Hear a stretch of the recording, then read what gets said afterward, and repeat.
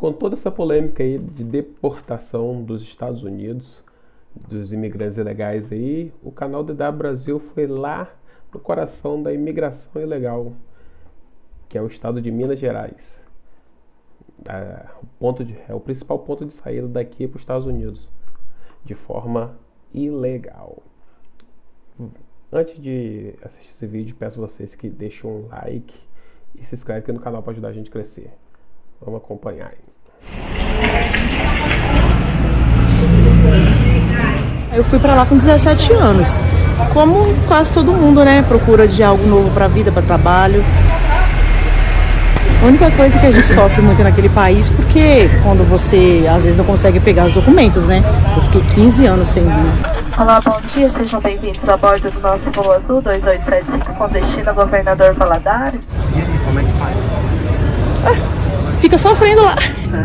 O nosso voo até Governador Valadares terá duração de aproximadamente 45 minutos.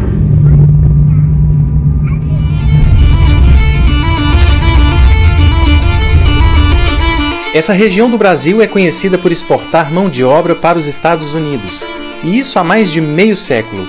Uma cultura de imigração sustentada pela fama de sonhos que deram muito certo, como construir a casa própria com 2 anos de trabalho no auge da juventude. Foi o que o Adelson conta que fez nos anos 80, e você vai entender melhor como mais adiante. Mas alguns planos acabam dando muito errado, especialmente de quem se lança na aventura incerta das rotas ilegais. Quando era na Guatemala, eles matavam, não tinha volta. Era uma ida sem volta. O que explica esse fenômeno migratório de décadas? Será que vale a pena? A DW Brasil... Um negócio vai passando de pai para filho, né? Um sonho vai passando de pai para filho. Impressionante. Sonho americano. Veio até o leste de Minas Gerais ouvir relatos dessa travessia, que já separou famílias e continua sendo, em certos casos, mortal. Aí nós estávamos aqui na esperança que ele ia passar e falou que o sonho dele era ir para os Estados Unidos. Tudo bom, gente? Boa tarde. Eu queria perguntar um negócio. O pessoal daquela igreja ali, a New Life, vocês conhecem a igreja? Eu acho que é a igreja evangélica dali da esquina. Não? Eu conheço, mas é que mexia. É gente que foi para os Estados Unidos também, daqui, ou não? Vocês sabem? Acho que é o dono de imóvel. Por mensagem de voz, o pastor disse o seguinte. Então, a igreja surgiu dentro de Opercata tem 4 anos atrás. A sede da igreja fica nos Estados Unidos, em Denver, Connecticut. Esse é só um dos sinais de um laço histórico com os Estados Unidos. E estamos falando de uma cidadezinha mineira com menos de 8.000 habitantes, Opercata, praticamente esvaziada em 2021, ano em que esta reportagem relatou ter faltado até funcionário em uma padaria, sem contar servidores públicos que teriam abandonado os cargos para ir embora. Nossa, aqui vai muita gente. Eu já fui. O senhor já foi? Meu filho tá lá. Ah, Minha nora tá lá, meus netos tá lá. Vivi minha vida toda lá. sério?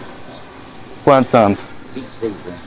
Orestes é um aposentado de 83 anos. Ele migrou para os Estados Unidos nos anos 90 e até hoje alimenta boas lembranças do tempo na América, como se diz por aqui. Rapaz, Estados Unidos pra mim foi uma bênção.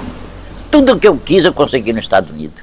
O que, por exemplo? Levei minha família toda pra lá, ganhei muito dinheiro. Só não tem, porque eu toda a vida fui um gastador, eu cuidei da minha família muito bem. O que se vê em Opercata, na verdade, é reflexo de um movimento migratório que abrange mais de 50 cidades no leste de Minas Gerais. Governador Valadares, a maior delas, sempre foi uma espécie de polo, onde tudo começou. Como tudo, aliás, em Minas é trem, foi o trem da Estrada de Ferro Vitória-Minas um dos primeiros protagonistas dessa história. A ferrovia, inaugurada no início do século passado, precisou ser reformada nos anos 40, e foi justamente essa reforma que trouxe engenheiros americanos até a região. Um deles acabou ficando junto com a família, o Mr. Simpson, que dá nome a este viaduto. O Mr. Simpson, como ele era conhecido, vai criar o Rotary Club, um dos primeiros, né, a ser criado no Brasil, em Governador Valadares, e o Rotary Club tem a prática do intercâmbio, de filhos que vão, né, fazer intercâmbio entre os países. Então, né, foram valadarenses nesse intercâmbio para os Estados Unidos, como vão vir também dos Estados Unidos.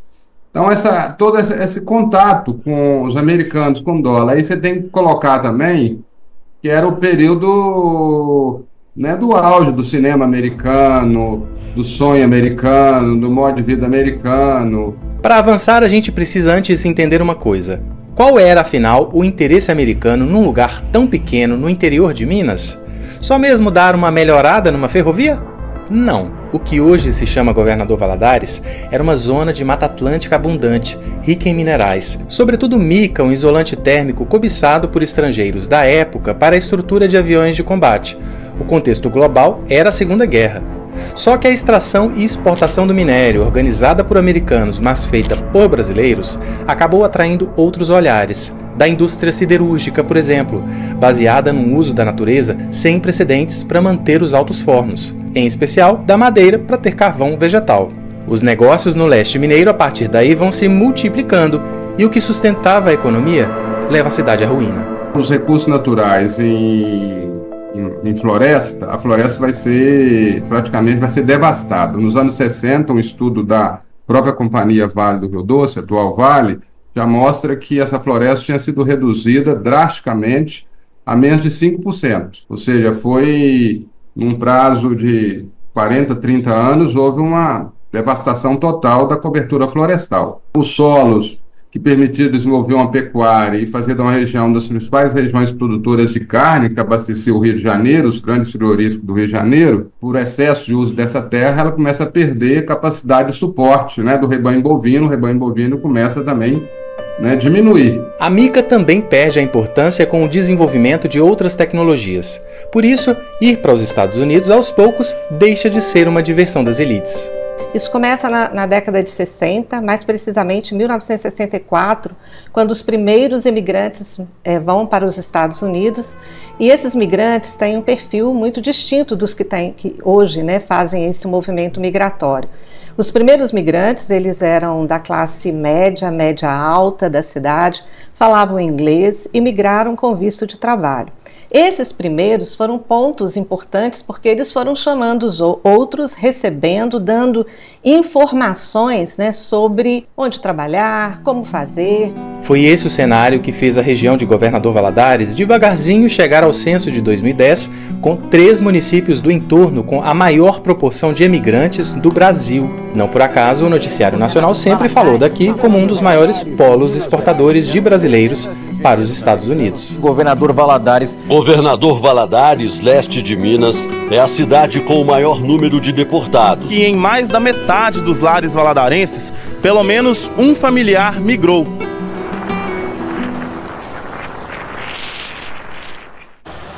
Boa tarde. O Adelson foi no fim dos anos 80. Eu fui em 88, né? Foi outubro de 88, eu saí daqui no dia 5 de outubro de 88, né? Cheguei lá dia 6, fiquei lá 2 anos e 1 mês praticamente certinho, porque eu voltei no dia 8 de novembro de 90. Isso aqui eu trabalhando lá. Eu tinha isso na cabeça, eu vou para lá, vou comprar uma casa para mim, vou tentar comprar um sítio, uma chácara para meu pai, aquela coisa toda. Mas quando eu cheguei lá, eu vi que a coisa era diferente, não era do jeito que a gente traçava aqui, né? Falei, não vai dar para eu fazer nada disso, vou focar na minha casa. E como de fato eu fiz, enquanto eu estava lá, meu pai construiu aqui para mim. Ele se refere a uma rotina exaustiva em mais de um emprego para juntar dinheiro, além do fato de ter ficado irregular por um período, tendo que lidar com a distância dos pais e da esposa, que na época era namorada. Mas o Adelson lembra da fase difícil com carinho, tanto que até mandou emoldurar a placa do carro que teve enquanto viveu nos Estados Unidos. Ainda assim, para ele, a herança maior dos anos de América é e sempre vai ser a casa onde mora com a família. Não troco ela por nada nessa vida, você tá entendendo? Que ali tem um valor sentimental muito grande, né? Não só pelo fato do tempo que eu estive lá, que, como dizer, o rei para poder construir, mas pelo fato de ter sido meu pai também que construiu para mim, né? Ele já se foi, não é fácil falar dele, né? Mas a gente mantém isso aí. E um detalhe, a produção da nossa reportagem entrou em contato com o Adelson sem saber que, de alguma forma, eu e ele tínhamos um parentesco. Ah, peraí, você é filho do Maurício? Sim. Ah, caramba, eu acho que é prima. Então, é o que eu tô falando. Não, agora que você falou, eu me situei e olhei pra você e falei, não, é a cara do Maurício. Exatamente. Essa história de ter um parente, um amigo nos Estados Unidos, ela é tão real que eu mesmo tive 3 tios que foram para os Estados Unidos no início da década de 70, quando começou o grande fluxo. E eles saíram justamente aqui, do bairro onde eu tô, onde eu também cresci. Os 3, infelizmente, já faleceram. Um deles, que retornou ao Brasil, sem jamais ter reencontrado as 2 filhas do primeiro casamento com uma americana, que hoje vive na Califórnia. Esse aqui é o álbum de casamento dos 2 nos Estados Unidos. Um presente para os meus avós e que a minha mãe guardou. O sonho mineiro de imigrar para a América é assim, cercado de dúvidas e histórias que nem sempre terminam bem, principalmente para quem não consegue o visto e se arrisca ilegalmente, o que é bastante comum. Em 2010, 2 brasileiros do leste de Minas foram mortos num massacre enquanto tentavam entrar nos Estados Unidos pelo México. Eles teriam se recusado a trabalhar como assassinos de aluguel para traficantes.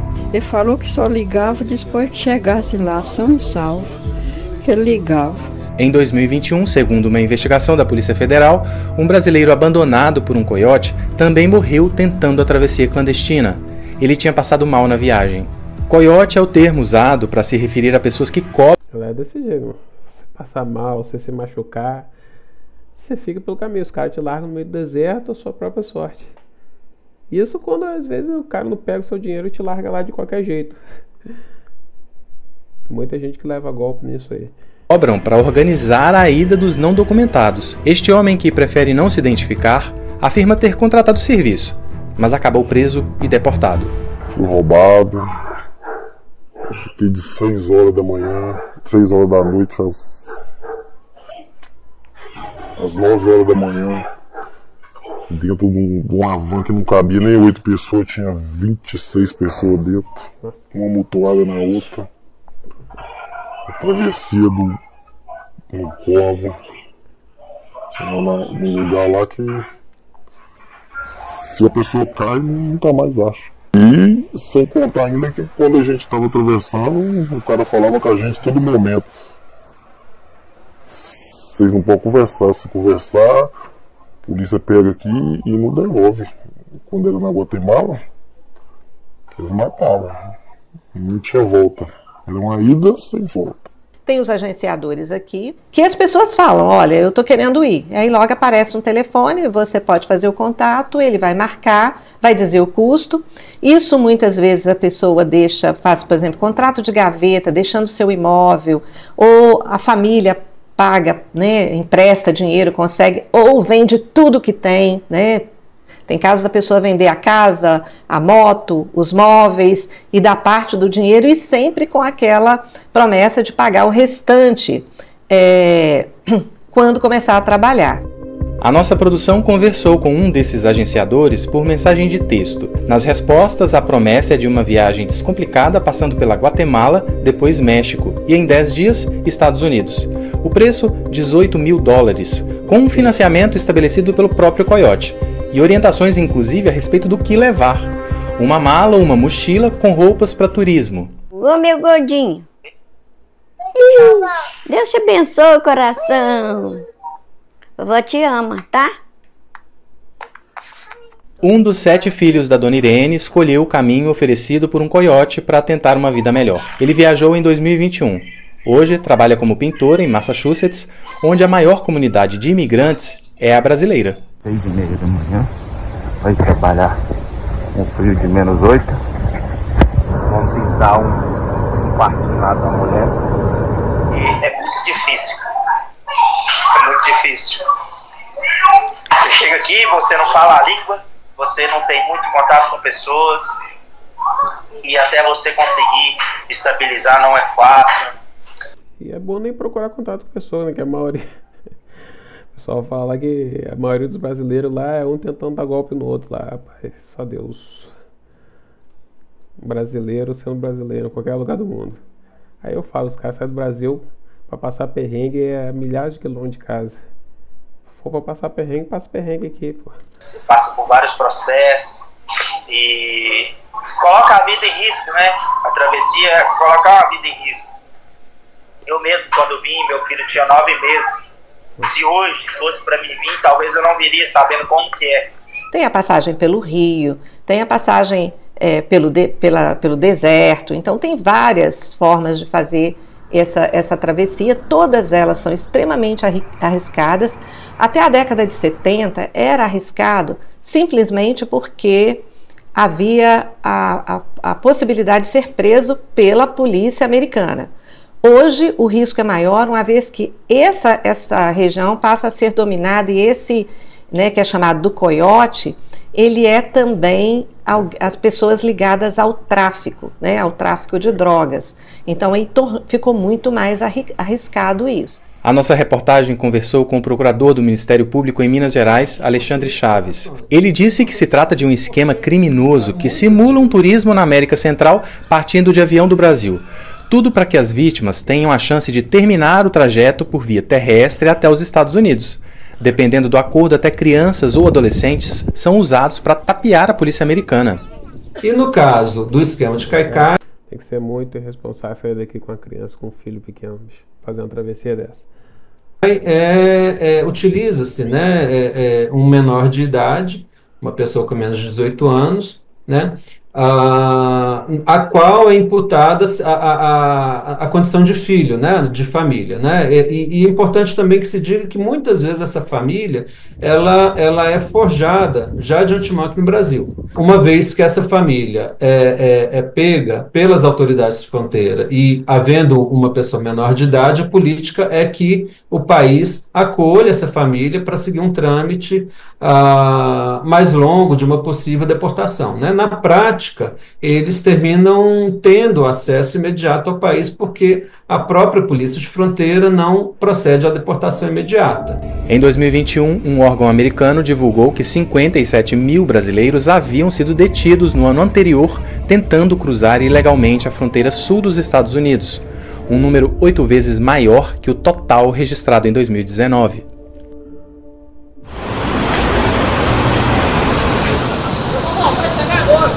Qualquer que seja o caminho escolhido, não tem como viajar sem um documento. Esse aqui é um lugar que fica bastante movimentado na região. É onde se tira o passaporte. Hoje eles têm um espaço ali no segundo andar. Antigamente costumava dar fila, mas hoje não dá porque tem um agendamento, a pessoa vem no horário específico. E o curioso é que a emissão de passaporte aqui, gente, é muito maior, inclusive, do que Belo Horizonte, a capital, que tem a população 10 vezes superior à de Governador Valadares. E isso se considerarmos não os números absolutos, mas sim a proporção de passaportes pelo número de habitantes. A de BH é 4,5% e Valadares 6,3%.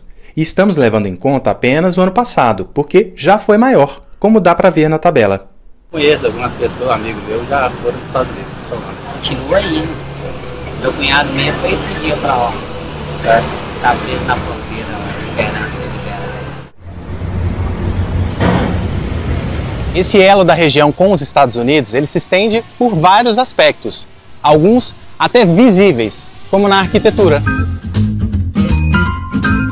Casas inspiradas no estilo americano. A migração é um tema tão presente em Governador Valadares que a cidade teve outdoor de campanha para o presidente americano Donald Trump nas 2 últimas candidaturas, mesmo que ninguém morando aqui tivesse direito a voto. Os moradores também dizem que antigamente muita coisa era negociada em dólar. Com o êxodo de gerações, o município acabou crescendo em parte por esse investimento estrangeiro, seja no comércio ou em obras residenciais, mas quase sempre ao preço de um coração partido que ficou para trás.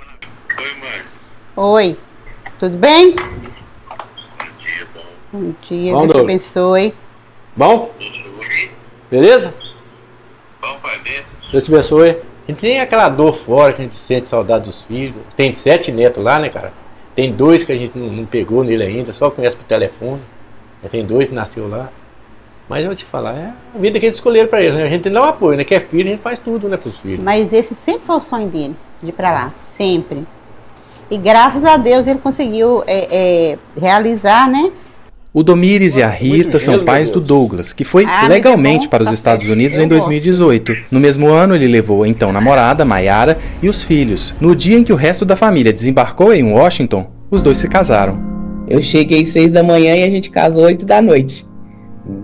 E a adaptação foi...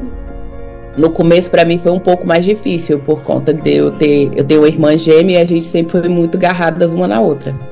A gente tinha uma ligação muito forte, então eu parecia que eu tinha deixado uma parte minha para trás. De lá para cá, o casal se estabeleceu. Os filhos já frequentam a escola em solo americano. Tchau, Mica.